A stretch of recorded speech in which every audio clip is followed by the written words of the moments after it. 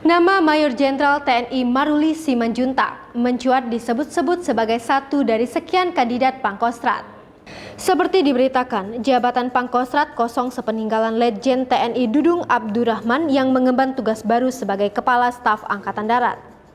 Letjen Dudung dilantik Rabu 17 November 2021 bersamaan pelantikan Panglima TNI Jenderal Andika Perkasa di Istana Negara oleh Presiden Joko Widodo.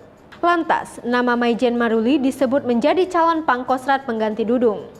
Adapun menantu Menteri Koordinator Kemaritiman dan Investasi Luhut Binsar Panjaitan saat ini adalah Pangdam 9 Udayana.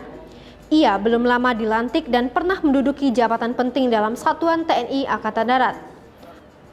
Maruli pernah menjadi Komandan Grup 2 Kopassus hingga Komandan Pasukan Pengamanan Presiden. Lalu, bagaimana dengan kehidupan pribadi dalam hal ini harta kekayaan Maruli?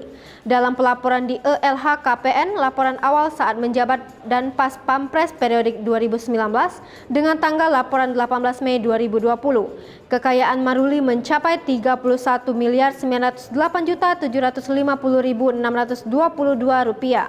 Pelaporan harta Pangdam Udayana periodik pada 31 Desember 2020, 33.049.809.308 rupiah. Kepala Staf Angkatan Darat Jenderal TNI Dudung Abdurrahman belum mau mengungkapkan siapa sosok pengganti dirinya sebagai Panglima Komando Strategis Angkatan Darat.